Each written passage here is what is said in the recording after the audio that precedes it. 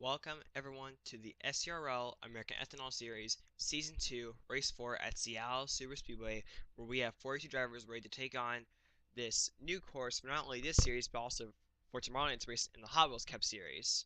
And this Super Speedway, which is 2.25 miles, with turns 1 and 2 being banked at 30 degrees and turns 3 and 4 banked at 25 degrees, this speedway can be quite challenging, and while it has never been run here in this series, in the Hot Wheels Cup series, it has been run in the Dallas Pizza Truck Series race, Season 1 Race 19, and then last night's race, Season 2 Race 4.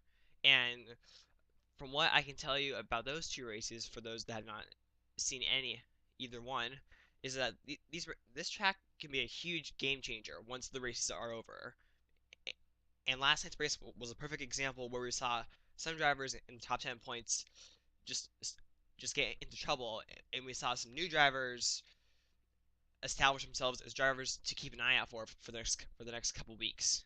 And I feel like we could see the same thing and maybe even more of that today and tomorrow.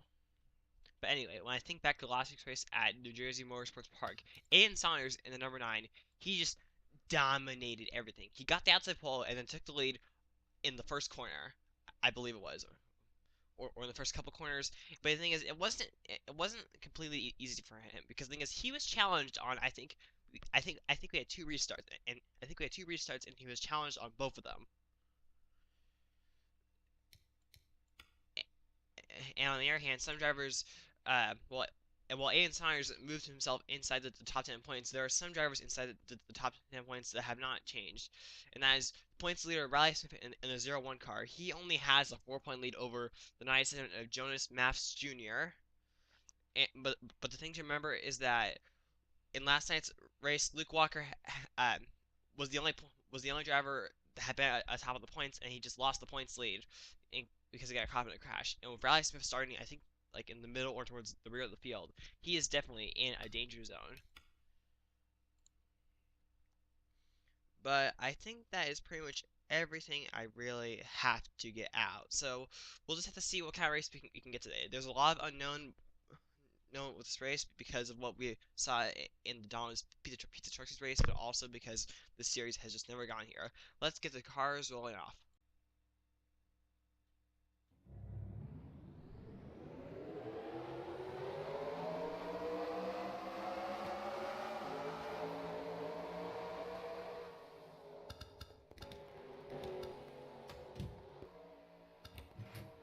Here is the starting lineup. So from first to 10th, Randy O'Neal, Hurley Haywood, Ben Braley, Garrett Sinor, Aiden Saunders, Ben Goldberg, Alan Gray, Joseph Delavis, Torn, Dieter Blankeys. That's your top 10. Out of this top 10, there's only one driver that is inside the top 10 points, and that is Aiden Saunders, last week's winner.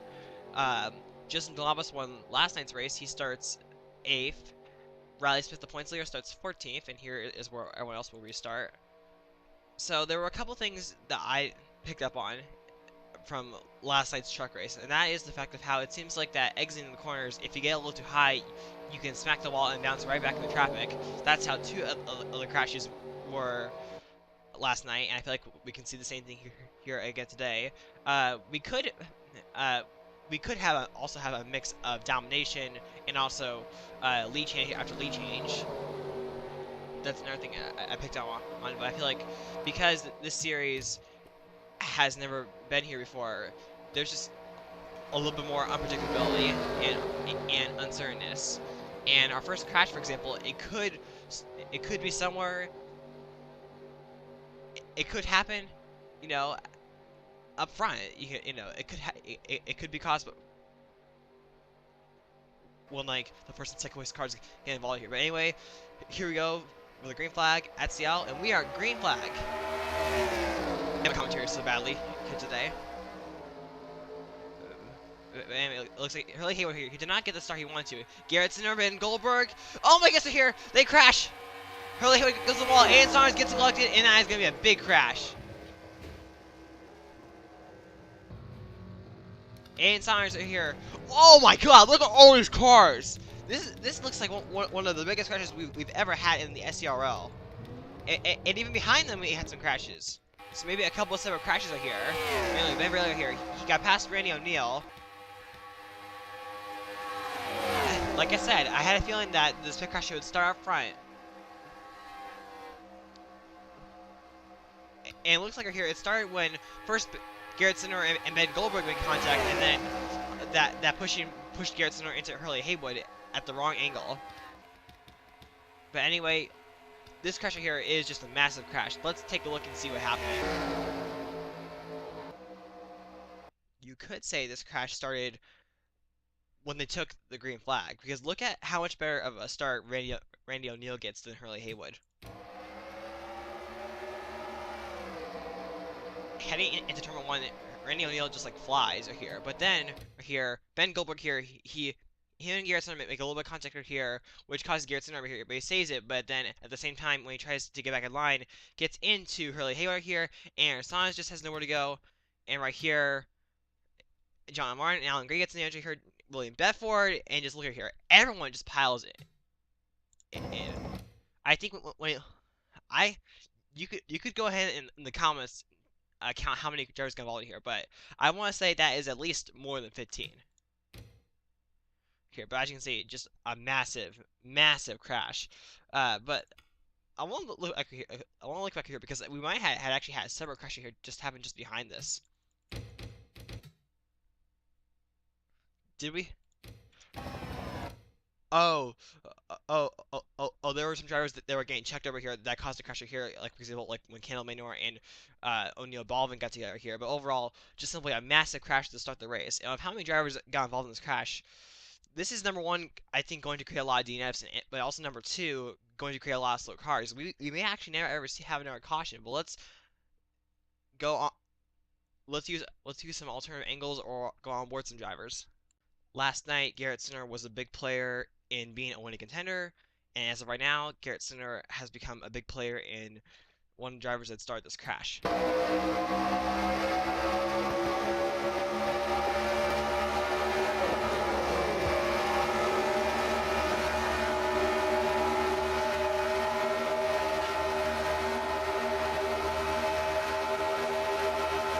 Jim Kelly took a pretty wild ride, and for the most part, his sort of mediocre season continues.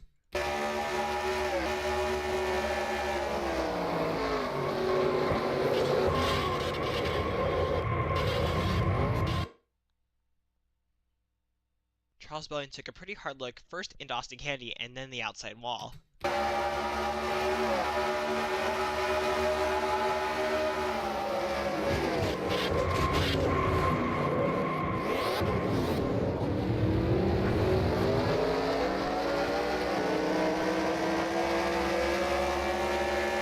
Even though O'Neal Baldwin was at the very tail end of the field, even he couldn't avoid it.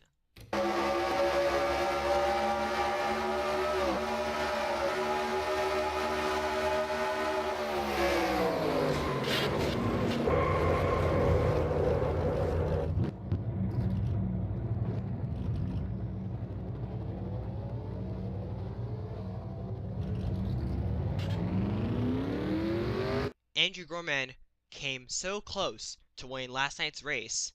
Tonight, he wasn't even close from barely avoiding this crash.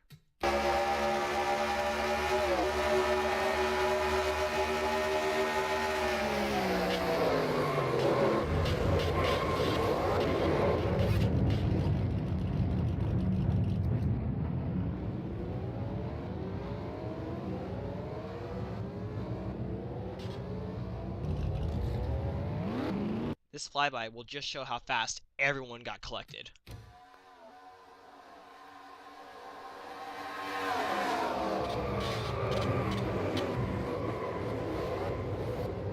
Not as many drivers DNF'd as I thought they would. So we have 36 cars on the lead lap here, but just with how many cars got involved in the crash, I think we could realistically see like everyone maybe outside like the top like 20, maybe even like 15, just have like a slower car. But we'll just see. But hey, it would be some story if like a driver who got involved in that crash did end up going to victory lane, because I don't think that ever happened in any of the previous two races, SERL races, which were both in the Domino's Pizza Trucks race.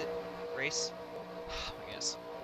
Yeah, but it would be some kind of story if a driver that did get involved in that crash ended up somehow winning that race. But we'll just see what happens right here. Like I said, I apologize for my commentary. But anyway, Ben Braley in the 40 with Randy O'Neal behind him. Ben Braley will lead us back to the green flag. Now, last night he was in this position, but got passed very quickly here. And oh my gosh, here Randy O'Neal gets clipped off the bump here of Justin Delampus. That was close. Oh yeah, and by the way, we still have a lot of racing left to go, so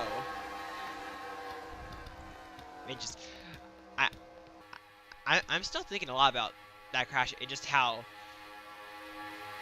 massive it was, and how such a massive crash just came so early in the race.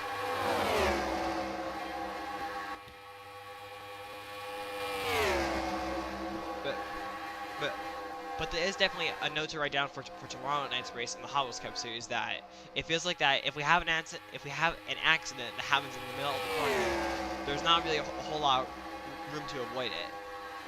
But anyway, Ben Braley here, he continues to lead. Randy O'Neal and Justin Delampus, who a lap ago hooked, are still second and third. Ben Goldberg has now, in the 3, has moved up into 4th place. Behind him, we have Torrin Dieter and the 0-1 of Riley Smith, I believe. No, never mind. That's Connor Breen. I think Riley Smith. Is Riley Smith out? Is he out of the race? Okay, he's not out of the race, but the thing is, he's a slow car. So Riley Smith, it looks like at this rate, he's not going to be our points leader. But anyway, right here, battle for the leader here. Justin Delampus has gone by Randy O'Neal and is now going to battle for the lead. And even if Justin Delampus doesn't really have a whole lot of help, I think he'll have the preferred lane going down into turns 1 and 2. But Ben Braley, he was able to get a good run off of in the front stretch from a push from Randy O'Neal. Ben Goldberg in 3, he's still in 4, but not for much longer. Here comes Connor Breen in the 4. Connor Breen was another factor late in the going in that race. And if we didn't have that last caution, I think he could have finished inside the top 5, or maybe even had won the race. But anyway, for the most part here, it looks like most of the field is just getting single file here, just stepping into a groove.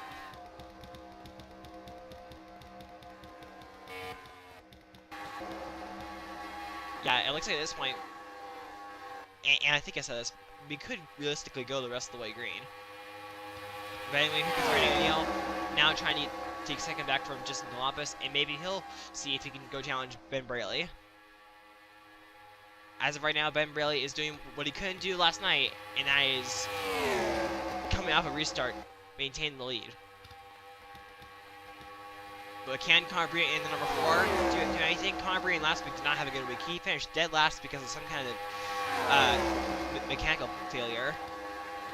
The 60 of Justin Delampus, I don't think he's inside. Nope, he's not. He's not inside the top 25 in points. So this would be a great point stay if he could finish right around here, or even better. Randy O'Neal in the 42, I think when I look at the top, when I look at the point standings, he comes in this weekend as 20th in points, and the race leader Ben Braley in the 40, he comes in this race, he's also not inside the top 25 in points. So for the drivers, so many of the top drivers in the running order right now have not been having the best start of the season. But anyway, here Connor here, he gets by Randy O'Neal, and he is going to go after the lead. I think that Connor Breen, I think if he can get himself a good qualifying position tomorrow in the Hot Wheels Cup Series race and stay out of trouble early, I think he could be a factor. He's just been so solid all weekend long so far. But anyway, Justin Delampus, he's trying to get back into the front here. Right behind them, we have Torrin Dieter with the help of Brona Ketchuk in the number 8. Torrin Dieter comes into this race also not inside the top 25 in points, and Brona Ketchuk in the number 8, he comes into this race 23rd in points. William Bedford in the 6 comes in this race 11 points. I believe, the way things are right now, I don't know if he would become the points leader. Actually, he can't be the points leader because he's too far behind. But the thing is, he could gain a massive advantage over everyone else in front of him, because the thing is, he's the highest running out to the top 12 in points, he's the highest ranked driver. Right behind him, we have Garrett Center in the 43, who was just so dominant in last night's Truckers race. But so far, yeah, he has not really shown the speed. Maybe he's just holding back, saving his craft towards the late end of the race. John Martin in the number 1, he comes in this race also not inside the top 25 in points, and he narrowly escaped that last crash. Alan Gray in the 26 comes into this race. When I look at it, he's also not inside the top 25 in points as well. Yes, he is. So he's not inside there. And right behind him, we have Dale Scott in the 15. Dale Scott in the 15 points. So it looks like the way things are right now, it looks like he will be the points leader if things end right where they are now. Or I think he'll most likely be the points leader. Arch Hossain in the 28 hasn't really made a whole lot of noise this season. In fact, I think he's not inside. In fact, I think he's also not inside the top 25 in points. No, 20 points. So a good round like this will definitely help him maybe get momentum to turn the season around. But anyway, as we go back into the front, no one's really been able to challenge Ben Braley. Like some drivers, they've gotten close, but the thing is, I don't really know what's quite getting in the way. Maybe some of these drivers are just trying to like save their craft for the late stages of the race. But anyway, this top 3 here, they have sort of separated themselves from the rest of the pack.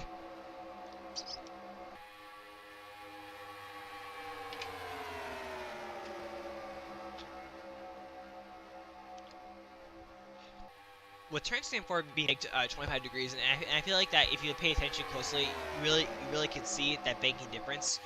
I feel like what that does is, to me, you can't exactly enter turns 3 and 4 the same way as you do in turns number 1 and 2. But anyway, here we go, battle for the lead. Here, Justin Nobbs can't make the pass this time around. I think what just helps Ben Braley is that I think the draft is really effective on the straightaways, but not so much in the turns. And I feel like that's what's getting in the way right now. But I still don't think Ben Braley really has a shot right here. But anyway, now the thing is, Ben Braley, he now does not have his drafting partner, Randy O'Neill, which gives Justin Nobbs here a pretty big opportunity to maybe pounce on that lead. But he better make it faster here, because here comes Connor Breen in the 4, looking to the inside. Ben Goldberg trying to get inside the top number 4.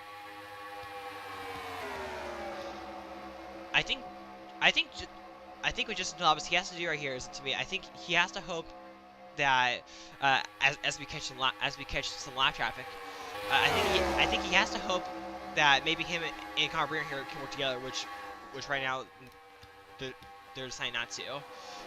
But I think that is what it's going to take to get past Ben Braley. But anyway, we are now approaching some lap track right here that if we stay green for the next couple laps, we'll catch Hurley Haywood and Lisa Gonzalez, 2 drivers that are involved in that crash. And I gotta say, it's such a tough luck for Hurley Haywood in number 2, the outside pole center. But anyway, as Bruno Ketchog is now in the wall, Connor Breen is now the new second place man in the running order. And as you can see right here, Hurley Haywood and Lisa Gonzalez, they are not that far ahead. Sorry. These slower cars can really play a factor in this race. But watch out here, Ben Goldberg. Whoa, I guess here! In the grass! They save it! Oh my god, I cannot believe they just saved it. That is a lot like what happened to Connor Breen, and I forget who was behind it, but it was Connor Breen and someone else who did that exact same move last night, and they were able to save it. But anyway, right here, it looks like they'll get by Hurley Haywood and Lisa Gonzalez just fine. Right here, as now for the first time in this race, we're starting to see Hurley Haywood really use the bomber here. But is that going to give room? But is that going to give a great opportunity for Connor Breen here to maybe take the lead away? So far, not yet. It looks like the way the field is right now, unless we have a situation like that again, where unless we have like the same deal, unless we have the same situation of what we just had a lap ago, I think we will go green the rest of the way here. But I guess here, oh my god, Connor Breen here. It looked like he was going to get stuck behind Cameron Darlington, but made the move just in time. Oh, I guess here, Hurley Haywood goes around. Oh my god, in front of Alan Gray, Matt Hoskins gets some damage, Johnny Mills, oh my god, here. Ryan Casey in the 51. This is going to bring out a caution here in the late stages of the race.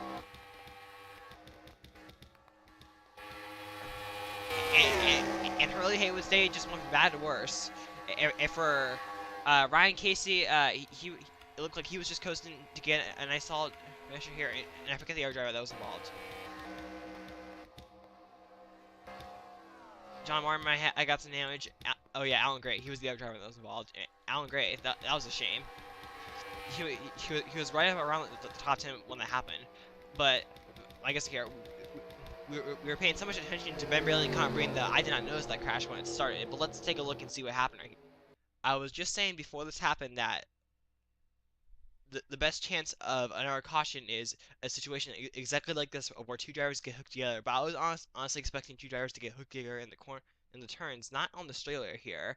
And what makes this crash sort of interesting is that the hookup happened on the right side of Hurley Haywood, not on the left side of Hurley Haywood.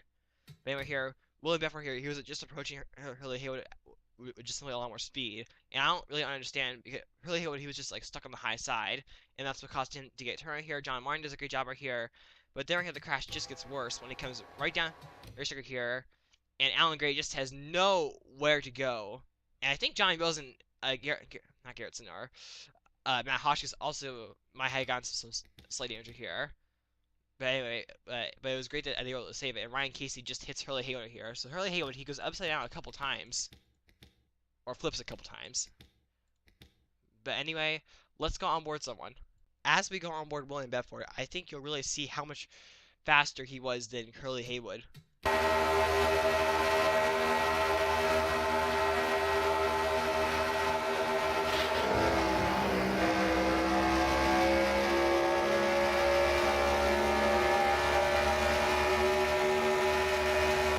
Also, what I noticed in that crash right there was the fact of how it seemed like that both drivers, Hurley Haywood and William Bedford, really did not know where to go, and it was just a little too late. How did Johnny Mills save his car? I may never know.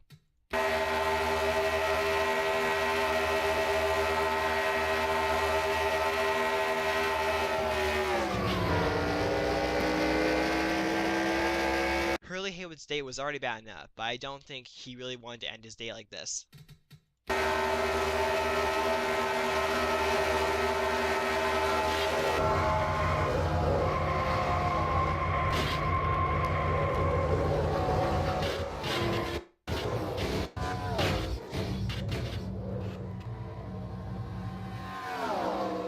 Everyone on this list is officially out of the race, and Lisa Gonzalez and Cameron Garlington are still on the racetrack, just one lap down. But the thing is, because it is less than 10 laps, they will blend in what they last were. So right now they are in the middle of the leaders. But anyway, Ben Bailey are here. He has led every single lap so far. But the thing is, on this restart, anything can happen. And just a reminder. Last night, Garrett Sinor had the down on a car, even though he didn't lead every single lap.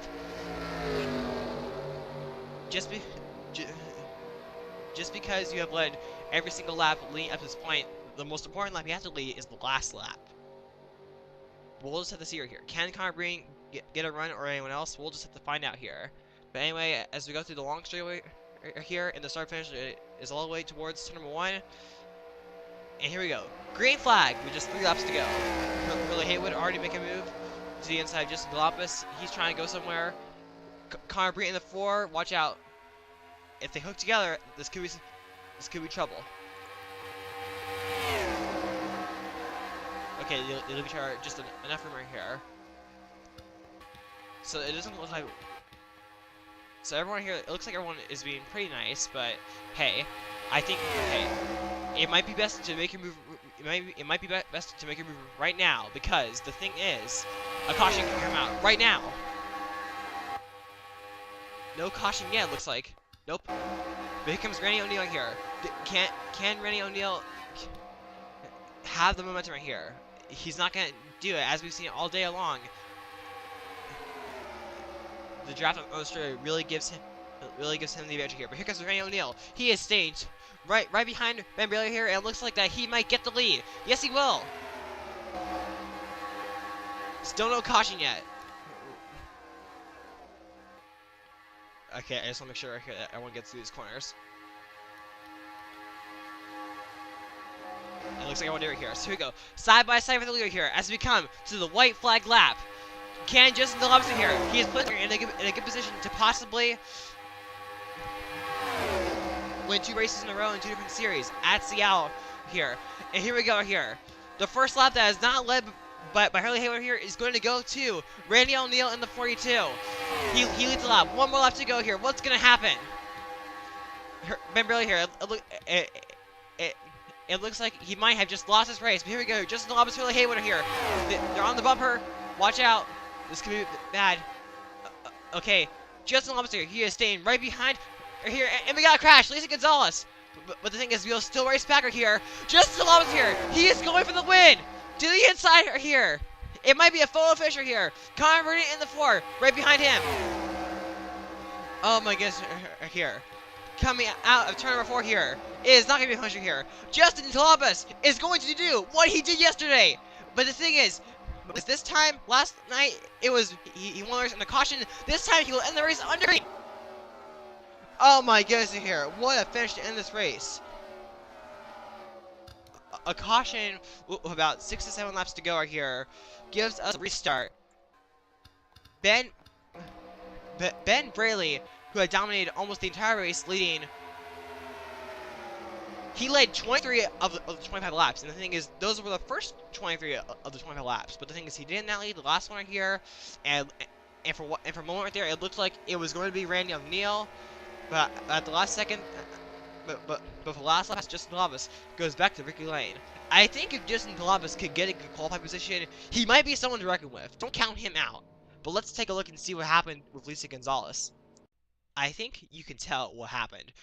Lisa Gonzalez and Dean Urner here, they just took the other here, and then Lisa Gonzalez goes down into Club Crafting here. Club Crafting does an amazing job right here to save the car, but Lisa Gonzalez here goes around for a spin, and actually because she made contact with Club Crafting, it allowed her car to get back under control. So overall, not the day that Lisa Gonzalez wanted, especially since she is outside the top 25 in points. But she'll have to look forward to next week at Memphis to turn things around. But anyway, let's now show you finishing results. Here are the official standings. So our top 10: Justin DeLobster, Randy O'Neal, Connor Breen, Ben Braley, Ben Goldberg, Torrin Dieter, Garrett Sinner, Brian Kedchuk, Arch Hossain, Blaine Keys. That is your top 10. And here is where everyone else finished here. So honestly, I honestly expected a lot more DNFs coming out of this race, but hey, this series has some excellent crew members that are able to, or pair drivers are here. But anyway, I felt like that because these cars are more similar to the Hot Wheels cars than the truck series trucks are. I think this race is going to give us a much more clear picture for what we'll see tomorrow. But the thing is, as always, the Hot Wheels Cup Series races are longer, 13 laps more longer, which means we'll be in for a 38-lap race. So a lot of strategy could go into tomorrow night's race at Seattle. But so far, I gotta say, I think this weekend has actually been one of our favorite weekends to ever record, just because Seattle, I think, is a really good track, and I might say this tomorrow as well. But I think if you want to use this track in your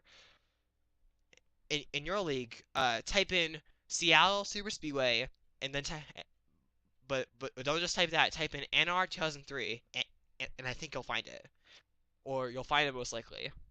And if you still don't find it, I'll post a link, you know. But anyway, that's pretty much all I have to say. So I hope you enjoyed this race, even though my commentary was really horrible, or some parts of it was really horrible. Be sure to rate, comment, subscribe, and buy. Congrats to Justin DeLobster.